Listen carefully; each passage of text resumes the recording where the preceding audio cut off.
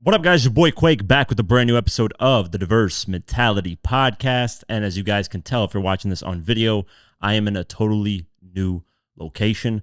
There is a lot I have to work out at this location, but as you can see, the background for me is the TV, the logo. I'm probably going to end up changing that in the future. I'm not really liking how the TV is cut off unless I put the lens really far away, and I don't like that. So that might end up being changed. But other than that, I had these things put up on the wall. Took me literally 3 days because they're so heavy, and by myself doing it, you have to put your weight on the board and then screw whatever you can screw in and hope that it works out really well. But it turned out pretty good. I mean, 90% of it was really turned out better than I expected. But yeah, so this is the new location. I am at my house now, no longer at the office. I do hear a lot of echoing here, so I have to fix that. There is a lot of echoing going on here. That's going to be something I'm going to have to fix. There is some static going on. So if you guys hear some static in the actual podcast, that's what it is. It's static like that from here. I have no idea why. It is 12:30 at night. I'm literally recording this really, really late at night because I just ran into so many different problems, trying to fix lighting, trying to see what works. So bear with me if you're watching this on the video version. I'm trying to figure out this new setup really well. But the good news is now whenever news comes out, I'll be able to record immediately because I won't have to go to the podcast or drive anywhere. I'm literally here. This is my hub where I even, video edit and stuff like that over on the side over here. So it's going to be really, really quick with the news. And of course, reviews, all that stuff is still going to be here. And I'll be able to do live streams a lot better because the internet here is way better than the internet at the office. The office, I think, is 300 megabytes, or even though that should be enough to live stream, but it's like 300 here. I have fiber, so it's 1 gigabyte a second. At least that's what they say. So just trying to get used to this stuff. I'm going to figure it out. I'm going to adjust as the time goes on with the video. I have some ideas for the background to do a little bit more. I was hoping the TV would turn out to be really good, but I'm not really liking it too much. So I'll adjust that in the future. But let's get into the news. We are on episode, I don't think I even mentioned the episode. I'm all over the place right now because there's so much shit going on. So we're on episode 348, and let's get into the news. And Hernandez Govan, the guy who allegedly was the plot behind Young Dolph's murder, and he was the one planning everything out, he got found not guilty. So let's go over the article. Hernandez Govan, who stood accused of allegedly ordering the hit on Young Dolph that resulted in his death in 2021, has been found not guilty of first-degree murder and conspiracy to commit first-degree murder.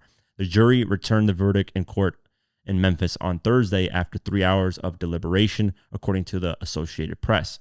When Shelby County Judge Jennifer Mitchell announced the verdict, Govan hugged his lawyer and thanked Mitchell. "Thank you to the jury for getting this right and getting my life back," Govan said. According to WREG, "I knew in my heart I was innocent. Without God, I don't even think I would have made it this far. I'm just happy to be free." During the trial, Govan's attorney, Manny Aurora, focused on poking holes in the quality of the police investigation. He also questioned the communications his client allegedly had with the men who carried out the killing. "Thankfully, the jurors listened. They saw the holes in the case," Aurora said afterwards. Let's see what. C versus Hernandez Govan, count 1. We, the jury, found the defendant Hernandez Govan not guilty in count 1 of the indictment.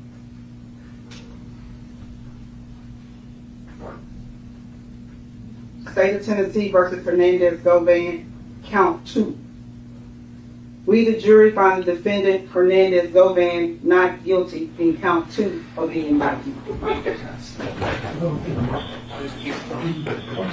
Yeah, clearly he was happy. I mean, obviously, who wouldn't be? Well, Young Dolph's family reacted to it, so let's go over what they had to say. WREG spoke to the lead state prosecutor, Steve Mulroy, who relayed the family's message after their refusal to speak to the media after Govan's trial. "I want to point out the family is very distraught and did not want to speak to the media," Mulroy expressed, but they did say they didn't blame the trial team for these results. "Although disappointed, they feel the trial team did everything they could, and I want to say that they did everything they could." And I want to say they did everything. Yeah, they were extremely well prepared. On the other hand, Hernandez Govan lawyer blasted this Young Dolph trial. The whole thing was a joke. The government just can't ever admit just maybe there isn't anything here. They just prosecute, and they blame the jury if it doesn't go your way. Now, Someone else who spoke on this is Key Glock, and Key Glock reacted to it, and he decided to go on Twitter. He said, "My city failed, but what's new?" And then he put a bunch of, he put his hands up, the hands up emoji, and they put "Long live Dolph." Yeah, let's see what Hernandez, he breaks his silence. Let's see what he has to say. I'm going to play his clip. I heard your attorney say if you're black and poor in Memphis, this is what happens. Who would be your words of advice? Leave Memphis. Do you plan on leaving Memphis, sir? Of course. Was there any point throughout the week where you're like, you know what, I'm still nervous, prior to the verdict? Was there any point where it's like, I don't know which way it's going to go? I've been nervous for 4 years. How does it feel to be at the end of this 4-year journey that you've been on? It feels great. Just feel like I've been born again. I get a chance to restart my life and do some positive things. Yeah, I mean, listen, man, he was facing some serious time. So if the jurors looked at the information, looked at the evidence, and decided, hey, this guy has nothing to do with it, then who am I to complain or say anything? I'm not the one that was there all day, 24/7, reading the facts, listening to the facts, and all that stuff. So that's their decision.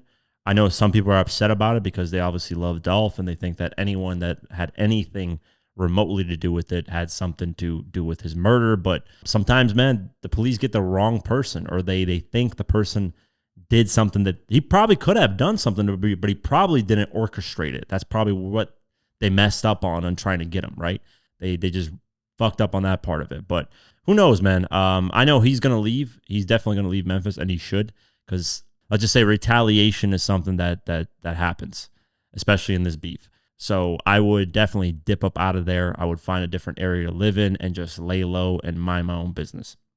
What's crazy is right after this, he did an interview with Vlad. I'm sure Vlad paid him, who knows, $5,000, $10,000 to do an interview. So he immediately appeared on Vlad and is talking about what's happened. So if you're interested in that, go ahead and check it out on Vlad's channel. I can't believe I'm promoting Vlad's channel on here. But yeah, so that's it for that case, that trial. And the other people that ended up actually doing something to him did get their life in prison, and it's a wrap for them. So long live Dolph. And I don't know if there's anybody else in this. I think that they arrested 3 people, and all 3 of them have finished their whole thing. So I don't remember correctly, but it's, for the most part, it's almost done. So yeah, we'll keep our eyes posted and see if anything happens moving forward.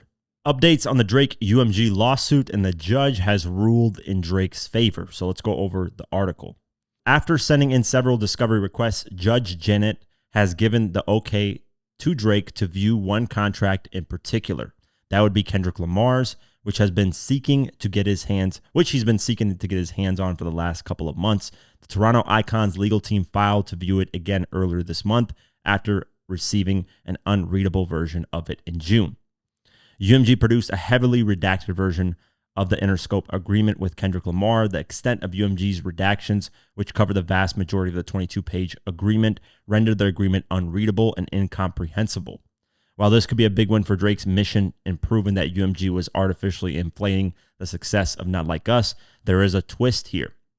In legal documents obtained by DJ Academics, only parties involved in this legal battle will be able to see Lamar's contract. Plaintiff and UMG's request for permission to file under seal a contract between UMG Recordings and Kendrick Lamar, as produced by UMG in a redacted form with the designation attorney's eyes only, is granted, Judge Vargas' ruling reads. Under seal means that the public will not have any access to the inner workings of Lamar's contract. The judge decided to go this route because, as she puts it, UMG has made a sufficient showing that the information that Drake seeks to seal qualifies as confidential, sensitive business information. She continues, the court therefore finds that in this instance, the interest in protecting confidential business information outweighs the qualified First Amendment presumption of public access. Additionally, Judge Vargas says this also best practice to help preserve UMG's business relationships and interests and the privacy interests of non-parties. With this ruling now complete, it will be interesting to see if Drake will be able to view other important documentation. He's also demanding to see texts and emails from UMG CEO Lucien Grange prior to the release of Not Like Us. Elsewhere, the hitmaker and his legal reps are wanting to view financial records from Interscope CEO. Moreover, he's targeting well over a dozen execs at UMG in his defamation lawsuit, which we talked about previously. But there you go. He got access to Kendrick Lamar's contract. So, because the judge is saying, listen, only the people that are involved in this lawsuit can actually see this contract. The public can't. So, does that mean that Drake can't talk about this contract in public? Like maybe rap about it in a song, like top dropping Give Me 50 top, because he's taking 50% of his, income on the contract.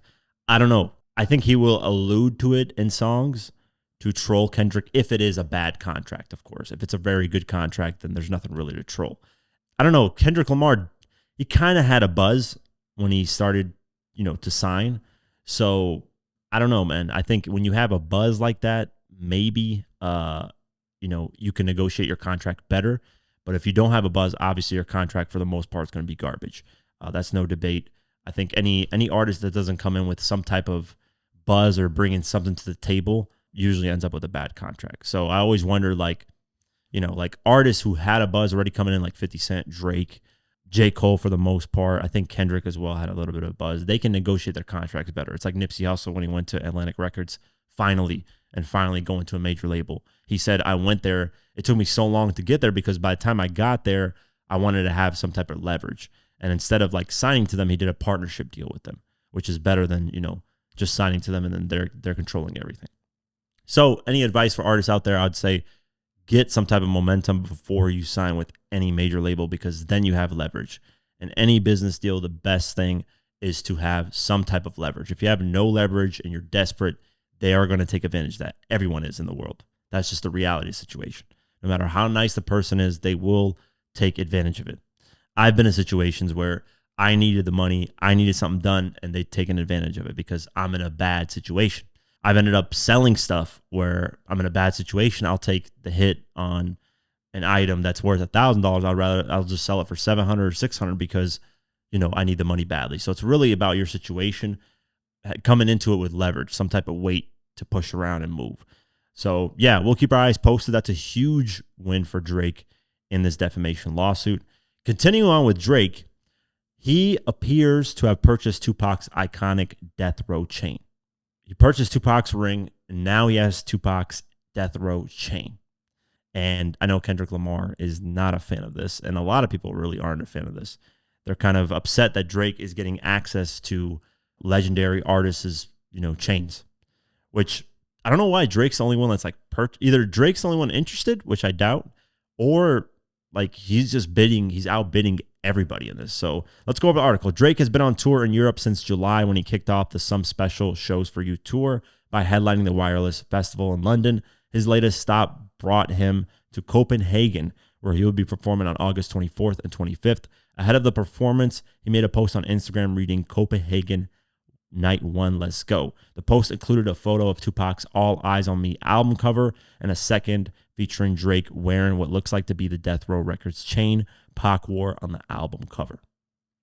Of course, Pac was a reoccurring part of the Drake and Kendrick Lamar beef. Drake used an AI version of Pac's voice on Taylor Made Freestyle, the second track he put out before Lamar dropped Euphoria. Lamar referenced Pac's ring on the track, where when he performed the song at the pop out, he changed the lyric to say he'd give Drake a bit more respect if he returned the ring to Pac's family. It would be hard for any hip-hop fan to not read this post as a bit of shade in Kendrick Lamar's direction, especially after the 2024 they had. The post sparked a variety of reactions. Some commented Drake for trolling, while others said it was an example of him not learning his lesson after the battle. Now, what's interesting is that every time now Drake or Kendrick Lamar does something, people are going to assume it's a subliminal shot at the other. Sometimes it's not. Now with this, I can kind of see where the connection is, obviously, because Pac was a theme in their beef. But it's getting ridiculous. Like anytime Drake posts anything on social media, there are people depicting it and saying this is what this is, and this is what this is, and this is this. It's just gotten out of hand. It's getting to the point where it's gotten super corny. And speaking of corny, Drake doing that Bobby Altoff second podcast interview, super corny. Like Drake, I get Drake doesn't like hip hop media for whatever reason. I don't know what's the reason for that. I guess because hip hop has turned on him in some way, but like do a proper like sit down with somebody and talk about the beef.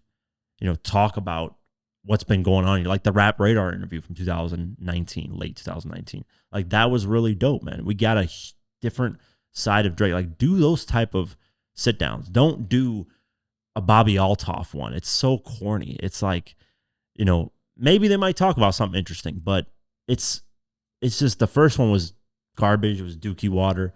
It was like two sissy girls talking to each other. It's just stupid. I think the second one's going to be just as bad. I mean, I would be genuinely surprised if Bobby actually asked them about the beef. That would be like good on her part, at least. Shout out to her if she actually does that. But yeah, that rubbed me the wrong way as well. I was like, this is so stupid. But this Tupac thing, right? You don't know if this stuff is being bidded and Drake's just outbidding everybody and that's how he's getting it, or he has exclusive access to people who have this type of merch and Drake's just like, hey, I want to buy it. I don't know how he's getting these things, really. I think one was the Pharrell, was the auction where the chains would be an auction. So that makes sense, right? An auction, you just bid the most, you get it. But Tupac, I don't know if things were auctioned. I know some things were auctioned of his. I remember the BMW that got shot up got auctioned. I remember some lyrics that he wrote on a paper, like he had pieces of paper and stuff like that got auctioned. But I don't remember the Death Row chain or his ring. I think his ring got auctioned, maybe. I could be wrong about that. I don't know. But this definitely obviously rubbed people the wrong way. They got pissed off. And, they don't want Drake owning, memorabilia of legendary artists. It is kind of interesting that Drake is doing it, whether he's showing respect or he's just doing it, just flex and be like, look, I can, buy parts of hip hop. There's nobody that anybody can do about it. I mean, Drake is arguably one of the richest rappers, and his interest is in collecting hip hop stuff. Because if anybody had the money to do this, it would be Jay-Z that could buy, old hip hop stuff. Yeah, but who knows, man? Some of the stuff, I don't think 50's ever pawned or like auctioned off his stuff. I'm surprised Pharrell did because Pharrell's got money, so I don't know how that worked or why he did that. But I don't see Drake owning pieces from artists that are alive. Let's just say that. But owning pieces of people that are dead, yeah, the state might end up auctioning it off, selling it, then you can buy it. But somebody like alive saying, hey, like for example, like how Drake made that spinner chain that looked like the G-Unit spinner chain. If 50 was like, hey, I'm going to give it to Drake, that's a little bit different. You get a different level of respect if an artist does that. But as far as like, buying someone's dead, like someone that's dead, their stuff, it's cool. I mean, if I had the money to do that, I would. Let's just say that. I wouldn't buy like, artists dead stuff, but I would buy like stuff that like, that I really wanted to get. Obviously, if you're really rich, you just buy stuff sometimes. You just want to own certain pieces. Like for me, I'm a Dragon Ball Z card collector. I know it's random as fuck. I started collecting them when I was really young. I didn't know what ultra rares are. So ultra rares in the Score one, because there's different manufacturers, but the Score one was the first Dragon Ball Z card game that ever started. I never learned how to play the actual card game. I just like the cards and I like Dragon Ball Z. So I ended up collecting, and I never had an ultra rare until I realized later on I did have one, and I pulled it out of a pack. But now I have a few ultra rares, and to buy like the booster boxes and the actual packs is really hard because this is old stuff. This is stuff that's printed in 2000, 2001, 2002, 2003. So it's very expensive. So sometimes I'm just like, man, I wish I had money just to buy an ultra rare from somebody. That way I can complete my collection.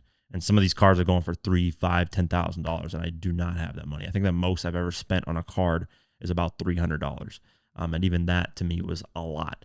I usually like just spending money on booster boxes and packs and hoping I pull them, but you usually end up spending more money that way because the chance of you pulling them, especially on those older, Score versions of those cards, they messed up the whole like pull rate of stuff. And now there's a new one with Bandai, and they're way more organized with the Dragon Ball Z stuff. They know like ratios and what's your chances to pull in and stuff. Back then, they fucked it all up. There's no ratio of when if you got it, you're lucky, and that's it. Because I've bought like probably 1,000 packs from certain sagas like Cell Saga and just never got an ultra rare ever. And you got to think 1,000 packs, that's easily at the time when I bought them, easily $1,000 to $1,500. And I remember back when I bought these, I was 15, 16 years old. I was making money off my hip hop website. So I would just blow money on that. That's all I would blow my money on. I wouldn't save shit. I would blow it on just the dumbest shit. SMS audio, 50-cent headphones, $400. I bought some like Louis Vuitton shoes for $700 that I outgrew within like a year or 6 months. Ended up just giving them away. Just dumb shit I would buy. But yeah, like if I had money, like I can understand why Drake's doing this. This is probably something that he's always wanted to do, is always found interesting doing. Because before he was famous, he bought Pusha T's old microphone. So clearly he likes hip hop memorabilia and he wants to collect it. And at this level, he can pay whatever price, and he's a billionaire basically. So to him, it's not a big deal if he spends $5 million or even 10 or 15 on something, because he'll make that. He'll recoup that back literally in a month or less than a month. But yeah, I can understand why people have, insane outrage about it. It is what it is, but we'll keep it moving forward and we'll see what happens. Maybe Kendrick Lamar makes a new diss track for purchasing the Death Row chain. We'll see. Freddie Gibbs stopped by a podcast to talk about basically, his career, what he's doing. And then, the interviewer, shout out to him. His name is Ryan Rasulo. That's the podcast, Ryan Rasulo podcast. He ended up asking him, what were your influences to get into hip hop, making hip hop? And he said 50 Cent and Scarface. So let's check out the clip. What was the first thing that you heard? You were like, I'm doing this. The first thing that I heard that made me be like, I'm gonna rap. Well, I guess there's probably like a gap between inspired and then actually making that decision professionally. The first rapper that made me be like, yeah, I'm a rap was 50 Cent. That's when I was like, oh yeah, I'm a rap. I love what he's doing. I'm gonna do that too. That's the first person that made me like be like, I want to rap. The first person that like made me like fall in love with rap, period, as a child, was Scarface. When I heard like Mr. Scarface and like We Can't Be Stopped, that was like, it clicked, because it was like I could relate to everything they were saying, you know what I'm saying? Everything that he was rapping about, I was seeing when I walked out the door. So it was, that clicked for me. So if you think about like, it's funny that you brought up 50 Cent, because I was thinking about it in preparation for this, and that like it wasn't just that he was so different. Go ahead. I admire this whole hustle about the game, like with the G Unit mixtapes, from the G Unit, everything that he was doing, like the business side of it was, it was impressive to me. That was real inspiring. Okay, because this is going to sound really stupid, but I'll share it with you. There's an authenticity part of it that you have to have, I think, to be taken seriously, depending on like which lane you want to be in. I mean, it's funny for De La Soul, like they didn't have to deal with any of the shit from the jump. They're just themselves.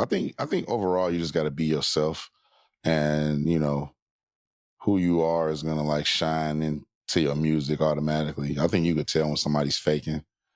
You know what I mean? You might be able to. Like if I was in high school, I didn't know any better, right? There was no way to even look at any of this stuff. I listen back to old stuff and I'd be like, damn, yeah, he was definitely not doing that shit that he was rapping about.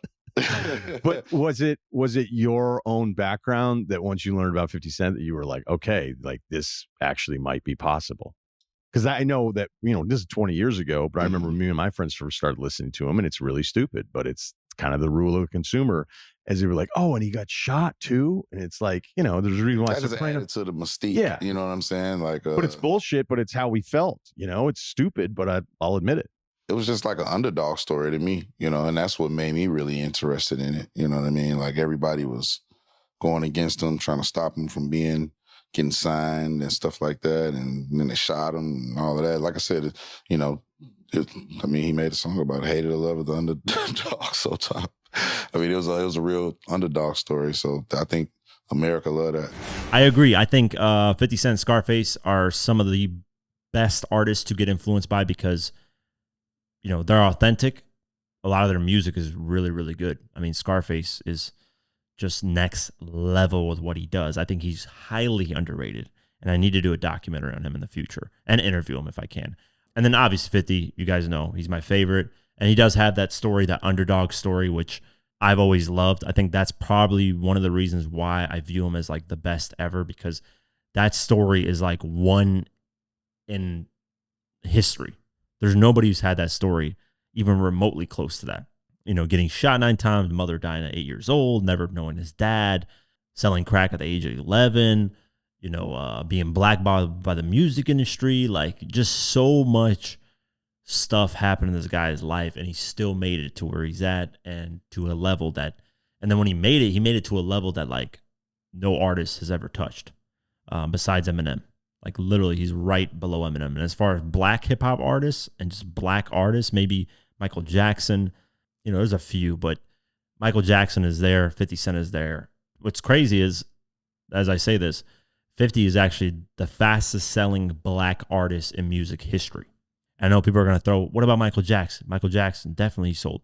Well, this is going off of Nielsen SoundScan. SoundScan was a company that was created that is not associated to any record label and that counts album sales. And they weren't created until 1991. So obviously Thriller and Bad and all those legendary Michael Jackson albums came out before 1991. So after 1991, then album sales were counted legitimately with a third party instead of a record label, because back then record labels would report their album sales on an artist, and a lot of them would get caught inflating their numbers to make their company look really good.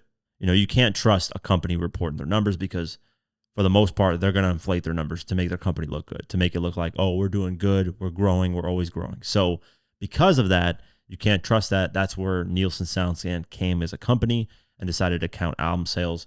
And 50 Cent, since 1991 forward, is the fastest selling black artist in music history. Nobody has ever sold as much albums as he has in a week. That's a black artist, period. He did 1,140,000 copies in only 4 days, by the way, not a full week. The only person to get close to him was Usher with Confessions, who did 1,096,000 copies, and he had a full week of sales. So 50 was behind 3 days and still outperformed every black artist that's ever been out in terms of first week sales. Drake got close. He got 1 million something. Lil Wayne got 1,006,000. Kanye with Graduation did 957,000. But nobody's ever done over 1.14 million copies. And I don't think anybody will ever do that. If he had that full week, I actually did the math on this, because the second week he did about 710,000 copies, somewhere around there. So I did the math. If you count the first 4 days and you say, hey, that's the steady amount of sales he's going to be doing, he did 285,000 copies per day. So if you have that full week, you add the math on that is 1 million, basically almost 2 million copies, like 1,990,000 copies, basically 10,000 copies away from 2 million. So basically he would have done 2 million first week, which would have been the best selling solo artist at that time. Obviously Adele did 3.3 million or 3 point something million first week, but at the time would have been the best selling solo artist in music history. And then it would have been the best selling hip hop album of all time. But Eminem has that best selling first week hip hop album of all time with Marshall Mathers LP, which did 1.78 million first week, which is 1,780,000 first week, which is insane. He almost did 2 million. And then I did the math on if he would have done the second week sales, which is 710, he would have been doing 110,000 copies per day. You do the math on that, and that's still 1.5 million the first week. So at its worst, he would have done 1.5 million in a full week. So, which is insane numbers to think about. And here's the thing that's crazy too.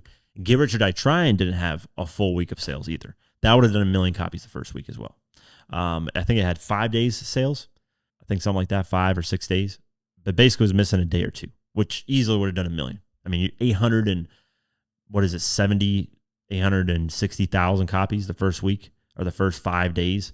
He definitely would have done 1 million, like an extra 3 days added on. Because the next week he didn't drop in sales. He did the same exact numbers. He dropped like 30,000 copies, which is nothing, which has never been seen in music history too. That's another record that 50 holds. That's insane, because that's like a music record that nobody's ever had, where the second week they do the same exact numbers and to see like no drop off. But that was because of the leak. So the kind of leak helped him break that record as well. But imagine your debut album and you do 1 million copies out the gate. Like that would have been astronomical. People would have been losing their minds. I went on a whole rampage, but you get what I'm saying. 50 Cent, Scarface, legendary artist, and shout out to Freddie Gibbs. It definitely reflects in his music that he's influenced by them. And that's why it's very important to get influenced. If you're going to be doing music, get influenced by the right artists. Because when you get influenced by bad artists who just come and go, you'll be the same. It just come and goes. And so really, really cool clip. And shout out to the interviewer for asking that question.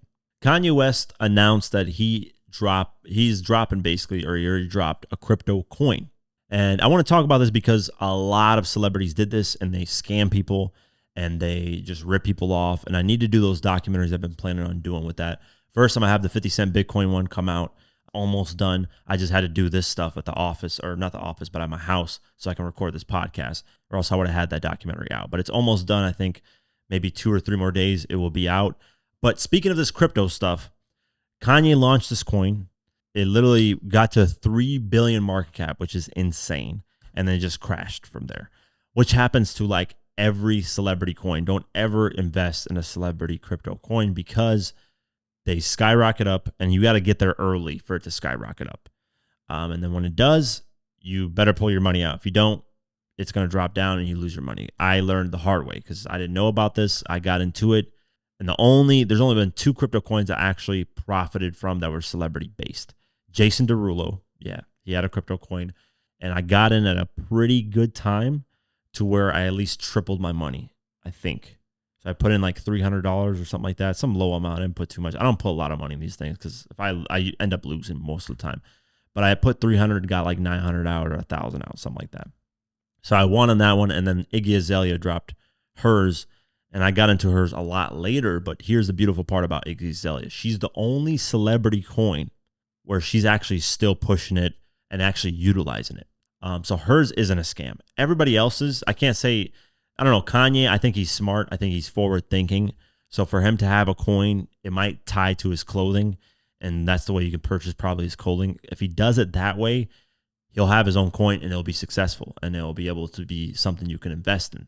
But if he's just dropping to pull a bunch of money from people, one, he's a piece of shit for doing that. He's like Mr. Poopy Butthole, a.k.a. Lil Reese, who did the same shit to his fans. So he's a piece of shit if he's doing that because this guy's a fucking billionaire and he's still wanting to rape his fans for money. So that's garbage if he did that. But if he actually is pushing the coin, then it is a good time. It's a good thing to invest in long term. Not really super long term. I mean, I would still be very weary because at any moment, the celebrity can just drop the coin and be like, I don't want to promote this anymore. I don't want anything to do with it. And then that's when it really tanks. So like I said, the only celebrity that is still pushing their coin is Iggy Azalea. So shout out to her. Hasn't scammed anybody. She's still pushing her coin. She's still doing her thing.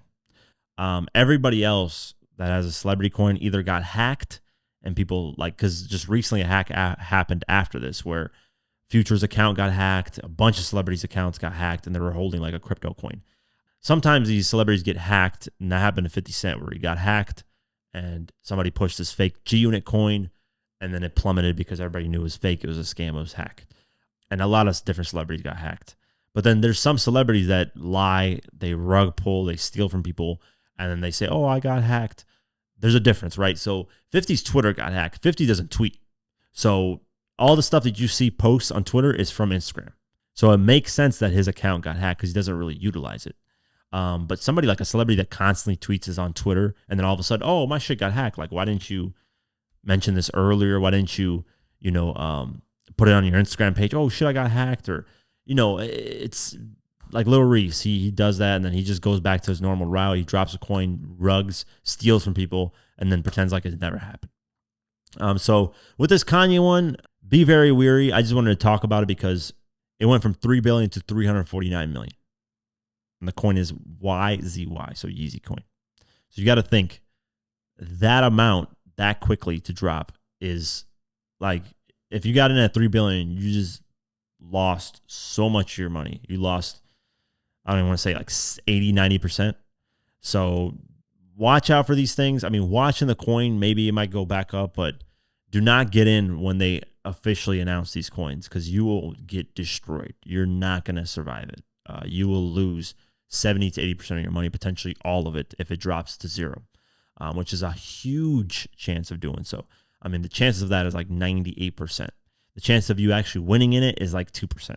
So like I said, the Jason Derulo one, I got in at the right time. I didn't know like right when it launched. I think I did. No, what happened was, so he launched the coin, Jason Derulo. It went all the way up and then it skyrocketed down and plummeted to like basically, I think it went up to like 70 million market cap or 100 million and then it plummeted down to like 2 million. And then people accused Jason Derulo of scamming. And he was like, no, guys, like this is actually my coin and I'm going to keep promoting it. And then when he said that, it gave reassurance and then it started to climb back up. And that's when I got in. I got into like when I realized, okay, this is actually, he's trying to do something with this coin. And he did promote it. Much props to him. He tried to do deals with it. He tried to do stuff with it. probably pushed it for like 3-4 months, which is more than any celebrity I can say, for besides Iggy Azalea. So he tried to push it and then just ultimately, fanned out. Waka Flocka is another one. Sorry, I forgot to mention him. He's also a celebrity coin that isn't scamming. He's constantly pushing his. He's still pushing his right now.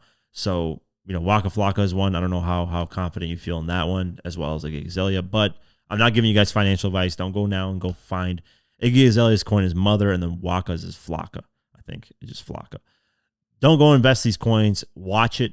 That's what I would do, is first watch it, see how it, it's performing when Iggy tweets about it, when Waka tweets about it, and then find a good time to enter in, and then maybe you can make some money. Don't put a lot of money into it, though, because you got to be comfortable with losing the money that you're putting into it. That's why I've never, in these type of meme coins and these type of things, it's just up, down, and you have to be very careful. So I've never put in, I think, like I said, the most I probably put in is $300, which is still a lot of money, but at the time I could afford to lose 300 if it was plummeting, and luckily it didn't. I did get hacked one point. I had an account, $700, and I was stupid. I made like a rookie mistake. I joined a Telegram that was a clear scam, and I got robbed of like $600-700, and it was somebody from the UK, piece of shit. So whoever that is, I hope you rot in hell. But yeah, so watch out for these coins. I just wanted to talk about it because it gets very, very crazy out here, and a lot of people lose their money, and these celebrities got millions upon millions, and some of them are billionaires, and they're still robbing people of money because they just can't get enough. And it's unfortunate. So I hope Kanye's not going down that route. If he is, he's a piece of shit, just like Lil Reese. I'm going to have to figure out a name for Kanye as well, because that is ridiculous. Continue on, Ghostface Killah has been on a media run promoting his sequel to his album Supreme Clientele, I believe it's called. Hopefully I don't get this wrong, man. Supreme, Clientele 2. On this interview promo run that he's doing, he decided to stop by DJ Who Kid's platform.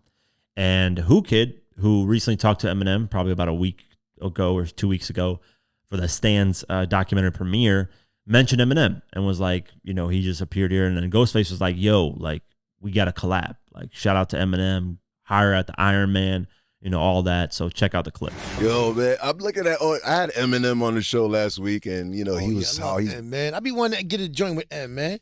You and Eminem would be ridiculous. Yeah, man, come on, man. Might gotta make that happen, man. Come on, man. M, where you at? Tony Starks is calling for you. What's up, King? Word up. Nah, come on, man. This is it, man. It's history. Let's make history or something. Yeah. And there you have it. I would love to hear Eminem and Ghostface Killah on track. Eminem and LL Cool J was really dope as well. And I think, Eminem's going to do it because Eminem is a fan of just hip hop. And of course, these are artists that he grew up on. Well, I mean, you could argue Wu-Tang, he grew up on essentially. And, he's always shown respect to the older artists and the newer ones at a certain point. So I like that. I like when artists decide to just work with different generations, man. Stop being stuck in a bubble where you're just working with the same artists that like expand. Like I would like Drake or Kendrick or J. Cole. Like J. Cole did a little bit of that where he had Cameron in one of his projects and he had like certain older artists. Like the next Drake album, Iceman, should be features from 50, Eminem, I don't know, Nelly. I have no idea, whoever he wants to work with. Because that would just be dope, man. Or work with older artists like Ghostface Killah, Snoop Dogg. Like we've never heard any like of those type of tracks from Drake, and Drake has to be a fan of these artists, so why not work with them? It just doesn't make sense to me. That would be an amazing Drake album, and he's never given us that.